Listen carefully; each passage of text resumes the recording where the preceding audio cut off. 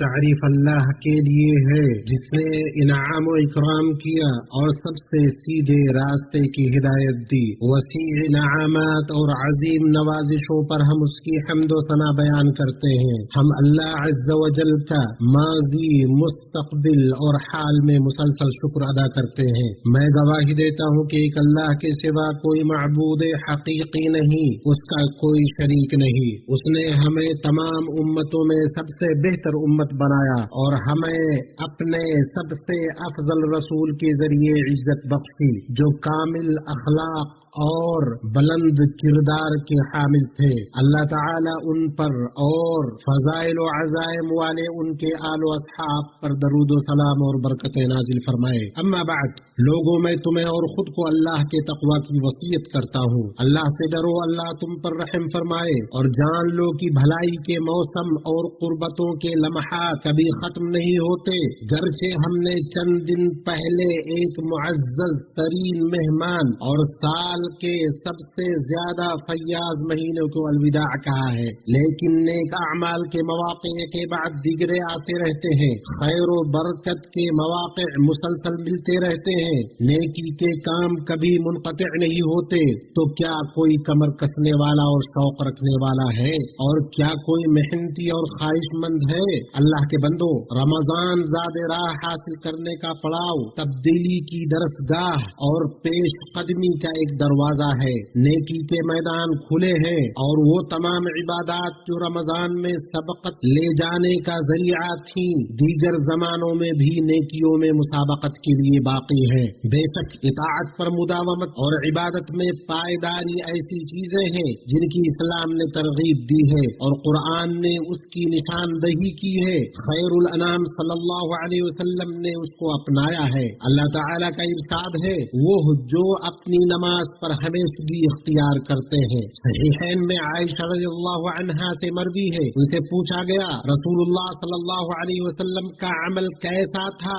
کیا وہ کسی دن کو عبادت کے لیے مخصوص کرتے تھے؟ تو انہوں نے فرمایا، نہیں، ان کا عمل مستقل تھا۔ اور تم میں سے کون اس چیز کی طاقت رکھتا ہے جس کی طاقت رسول اللہ رکھتے تھے؟ گرچہ عمل تھوڑا اور نیکی معمولی ہو، مگر ہمیشہ کیا جانے والا تھوڑا عمل کبھی کبھار کیے جانے والے زیادہ عمل سے بہتر ہے۔ صحیحین میں عائشہ رضی اللہ عنہا سے مروی ہے کہ نبی کریم صلی اللہ علیہ وسلم سے پوچھا گیا، کون سا عمل اللہ کے نزدیک سب سے زیادہ محبوب ہے؟ آپ صلی اللہ علیہ وسلم نے فرمایا، وہ جو مستقل ہو گرچہ کم ہو۔ اور آپ صلی اللہ علیہ وسلم نے فرمایا، اپنے اوپر عمل کا اتنا بوجھ ڈالو جسے برداشت کرنے کی تم میں طاقت ہو۔ امام نووی رحمہ اللہ فرماتے ہیں، یعنی ایسے اعمال اختیار کرو جن پر تم بغیر کسی ضرر کے ہمیشہ عمل کر سکو۔ اس حدیث میں عبادت میں اعتدال برتنے اور سختی و غلو سے بچنے کی ترغیب ہے۔ معمولی عمل پر ہمیشگی اختیار کرنا لمبے وقفے سے بچاتا ہے، کیونکہ بندہ ہمیشہ یا تو آگے بڑھ رہا ہوتا ہے یا پیچھے ہٹ رہا ہوتا ہے۔ وہ مسلسل سفر میں ہے، اس کے لیے رکنے کی کوئی گنجائش نہیں۔ اللہ کا ارشاد ہے، تم میں سے جو چاہے آگے بڑھے یا پیچھے ہٹ جائے۔ انسان رمضان کے بعد نیکی کے کاموں کا بہترین آغاز شوال کے 6 روزے رکھ کر سکتا ہے، چاہے لگاتار رکھے یا الگ الگ دنوں میں۔ صحیح مسلم میں حضرت ابو ایوب انصاری سے مروی ہے کہ رسول اللہ صلی اللہ علیہ وسلم نے فرمایا، جس نے رمضان کے روزے رکھے پھر اس کے بعد شوال کے 6 روزے رکھے تو گویا یہ پورے سال کے روزے ہوئے۔ پس مبارک ہو اسے جس نے رمضان کو اللہ رحمان کی طرف سفر کا زاد راہ بنا لیا اور اپنی تمام زندگی کے دنوں کو ایسی عبادت بنایا جو اسے جنت کے قریب کر دے۔ میں اپنی یہ بات کہتا ہوں اور اپنے لیے اور آپ سب کے لیے اللہ سے تمام مسلمانوں کے لیے ہر گناہ کی بخشش طلب کرتا ہوں، بس اس سے بخشش مانگو، بے شک وہی بخشنے والا مہربان ہے۔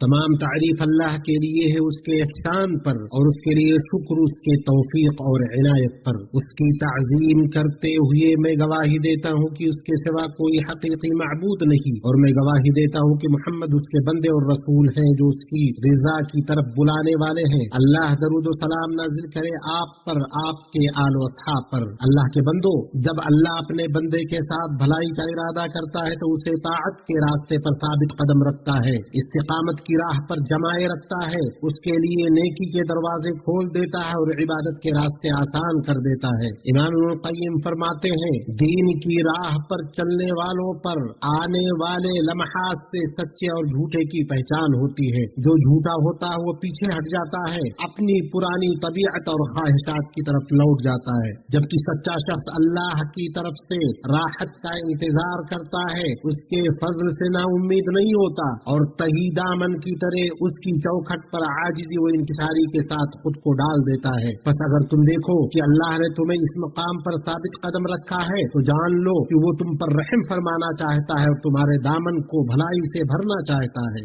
बंदे के लिए इस पर सबसे बड़ी मुआविन चीज अल्लाह ताला से दुआ करना है, क्योंकि उसने अपने बंदों से दुआ की कबूलियत का वादा फरमाया है। उसका इरशाद है, जब मेरे बंदे मेरे बारे में पूछे तो मैं करीब हूँ, दुआ करने वाले की दुआ कबूल करता हूँ जब वो मुझे पुकारता है। और नबी सल्लल्लाहु अलैहि वसल्लम की दुआओं में दीन पर साबित कदमी की दुआ होती थी। मुस्नद अहमद और जामिअ तिर्मिज़ी में बसनद सहीह हज़रत अनस से मरवी है कि रसूलुल्लाह सल्लल्लाहु अलैहि वसल्लम कसरत से ये दुआ करते थे, या मुक़ल्लिबल क़ुलूब सब्बित क़ल्बी अला दीनिक, ऐ दिलों के पलटने वाले मेरे दिल को अपने दीन पर साबित रख। मैंने अर्ज़ किया, या रसूलल्लाह, हम आप पर और आपकी लाई हुई शरीयत पर ईमान ला चुके हैं, क्या आपको हमारे बारे में कोई अंदेशा है? आप सल्लल्लाहु अलैहि वसल्लम ने फरमाया, हाँ, बेशक दिल अल्लाह की दो उंगलियों के दरमियान है, वो जैसे चाहता है उन्हें पलटता रहता है। फिर दरूद सलाम भेजो अल्लाह की मखलूकात में सबसे बेहतर शख्सियत मुहम्मद बिन अब्दुल्लाह पर, क्योंकि तुम्हारे रब ने तुम्हें इसका हुक्म दिया है। फरमाया,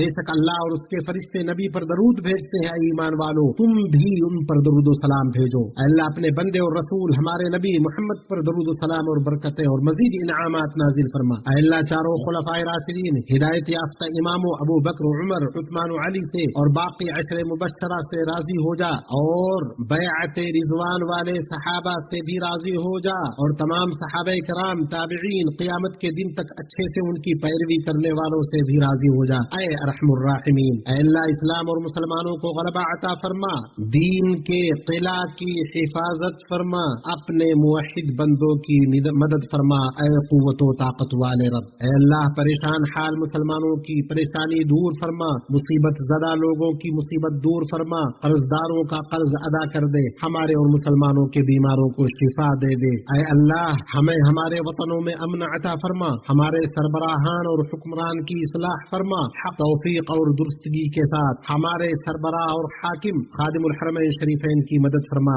अल्लाह सेहत, आफियत और मुसलसल नेमतों के साथ उनकी उम्र को दराज फरमा। अल्लाह उन्हें उनके वली अहद को उन उमूर की तौफीक दे जिनमें मुल्क व कौम की इस्लाह, इस्लाम और मुसलमानों की इज्जत व सरबलंदी हो। ऐ रब्बुल आलमीन, ऐ अल्लाह हमारी सरहदों और मूर्चों पर मुतअय्यन हमारे सिपाहियों की हिफाजत फरमा, अपनी ना सोने वाली आंख से उनकी निगरानी फरमा और अपने नाकाबिल तस्खीर सहारे से उन्हें महफूज रख। ऐ रब्बुल आलमीन, ऐ अल्लाह हर जगह हमारे कमजोर भाइयों का मददगार बन जा। ऐ अल्लाह उनकी कमजोरी को ताकत में, खौफ को अमन में, तंगी को खुशहाली में तब्दील कर दे। ऐ रब्बुल आलमीन, ऐ अल्लाह फलस्तीन में अपने मजलूम बंदों की गासिब सहीयूनियों के खिलाफ मदद फरमा। ऐ अल्लाह तू उनका मददगार पुष्पनाह बन जा, उनका हामी वो नासिर बन जा, उन्हें अपने दुश्मन और उनके दुश्मन पर गलबा अता फरमा। ऐ जबरदस्त कुव्वत व ताकत वाले रब, अल्लाह हमारे बेहतरीन अमल को हमारा आखिरी अमल बना, हमारी जिंदगी के